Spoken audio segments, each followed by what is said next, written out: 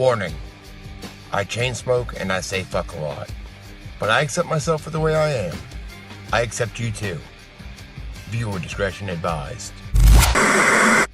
On December 29, 2021, the biological mother of the 9-year-old girl that was trafficked to John Griffin from CNN went on a podcast called Red Pill 78 News on Rumble. It's about an hour and 12 minutes. I'll leave a link below. Here are the relevant parts. Her name is Catherine O'Sullivan, and she is the biological mother of that child that was trafficked to John Griffin. Catherine, thank you very much for being here. Why did Heather have custody in the first place? Make a long story short, the biological mother got arrested a few years back on drug charges and ended up having to go to prison for a few years. So her stepfather, Doug Carricker, ended up getting custody of the kid. He then married a Heather Katz, which then became Heather Carricker. And before the biological mother got out of prison, her stepfather passed away, leaving the child in care of Heather Carricker, who was basically like her step-grandmother. First off, they were in Vermont for just under 2 weeks, and within those 2 weeks, her daughter was alone with John Griffin 2 times, one of which they got pulled over for speeding. How long had she been alone with John Griffin at that time, and how long had they been in Vermont? There was 2 times. They only were in Vermont for, I think, just under 2 weeks, and there was 2 times she was alone with him, 2 times. One of which was captured on a body cam by Highway Patrol in Vermont because he's alone with my daughter in his Tesla and he was speeding. Mm-hmm. Okay, have you seen that footage? It was shown to my daughter for her to verify that it was her. Okay, do you know what happened in that interaction with the police? What John Griffin told the police about why he would be alone with a 9-year-old girl? I'd have to ask my daughter exactly what was said because I don't remember verbatim right now and I don't want to misquote. Sure. But I'll never forget this part. He squeezed her hand to the point that it hurt and told her to play along. Wow. Play along. So he ended up getting a ticket for it. I know that much. She then goes on to explain that she was going through her daughter's phone and found some messages. She's logged into my daughter's phone with her Facebook and Gmail.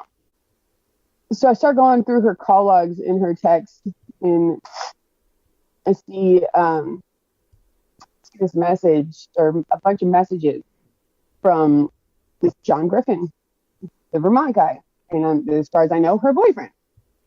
And these are text messages from John Griffin to Heather, or text messages from John Griffin to your daughter? He's talking to my daughter, but it wasn't my daughter that wrote them. Just because of the way that it was worded. And I asked her, I was like, do you text this man? She's like, no. Like, I didn't like him, but he's telling my little girl that he likes her a lot. John Griffin and 9-year-old girl. 9-year-old girl's phone. I that you liked me. John Griffin. I'm more than like you. I love you, and I always will. You will never get to tell me what to do, though. That's not how this works. 9-year-old daughter's phone. Why do you not like my mom and just me? A later date, John Griffin. Hey, what's up, funny face? All right, let me call this dude. Call him up. And I was like, do you know where Heather is? You know, da-da-da. And all he's doing is asking about my daughter. He's like, well, she's very mature for her age, this and that. I'm like, okay, weirdo. You know, and I got off the phone. Well, I end up finding this message between her and Richard Motta. Richard Motta is since deceased. That was her local dom. But it said, I have a very eager 9-year-old that wants to learn how to bind breasts and use paint. That's a quote. And I start reading more, and I find a lot. And messages from Rich Motta and Heather Carricker. Rich, so, was your time there all that you hoped it would be? Heather, more or less. Child and he got on splendidly. Rich, is he maso enough to keep you satisfied? Heather, it definitely could have been more grown-up play without the child around. That only happened twice. Rich, oh wow. That had to be disappointing, knowing what you were looking forward to. Heather, oh, I got flogged, cropped, thudded, nopples clamped. I guess nipples. Rich, leaving nice heavy marks. Tits tied. Heather, brought the waterproof vibrates. That was fun in the hot tub. And it looks like it says something to the effect of the only marks left are from vicious mosquitoes.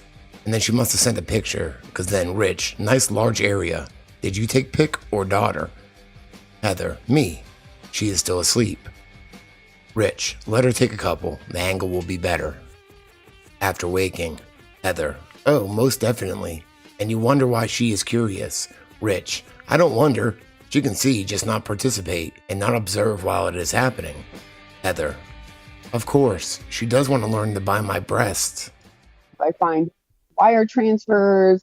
I find, I didn't see any pictures of my daughter, thank God. Just pictures of Heather completely bare-ass naked, bruised, beaten, like hostile movie type contraptions. You could tell she didn't take, if she took the pictures herself, then she's, I don't know, telepath or something, because there's no way she could hold the camera and do all that. So to find out later, daughter that was forced to take those pictures. Yes. Now, was your daughter forced to take pictures both in Nevada and in Vermont? Yeah, and pictures were taken of her, come to find out, too. Okay, and where were those pictures taken? By John Griffin in Vermont, or Heather had taken them? Both. Okay. Recently in the news, I had to read, me and my mom both had to find out that there's drone footage of John flying his drone, my naked little girl next to him, and him in his underwear at the ski house. So clearly there are stuff.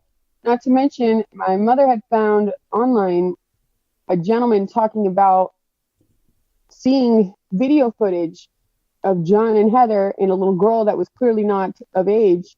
And the little girl, he was having the little girl put nipple clamps on Heather. So this was just recently, like within the past week.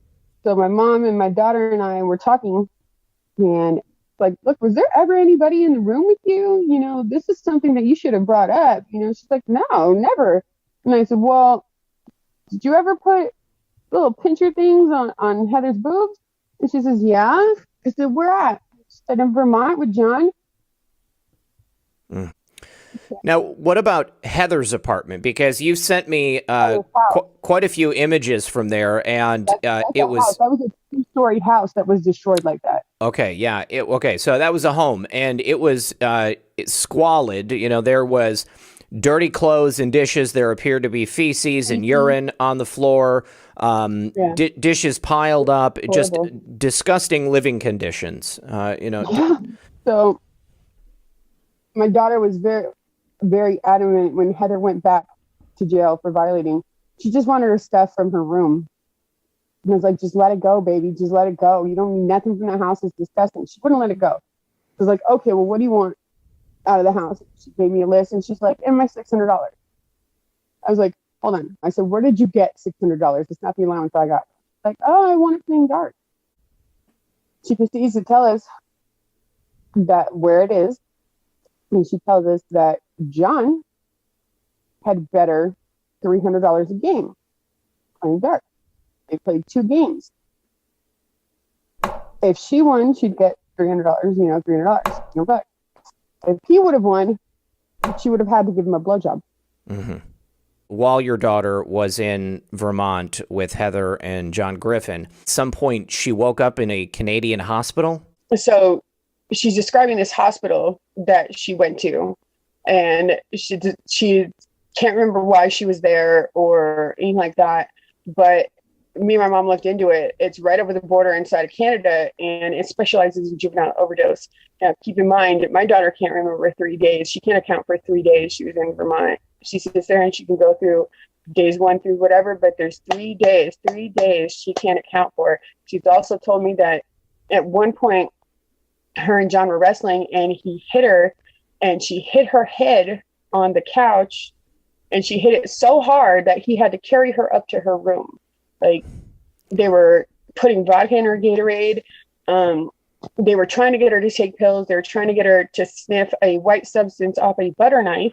And this is from the biological mother. Her daughter's name is redacted. So, we are watching the ID channel about the story of a deadly overdose here in Las Vegas. Blank tells us some disturbing things. Here is an actual statement that I'm typing while she's telling us these details. We're talking about pills being crushed up. Blank says he was crushing up cocaine. There was a box in the bathroom, and he told her it was cocaine.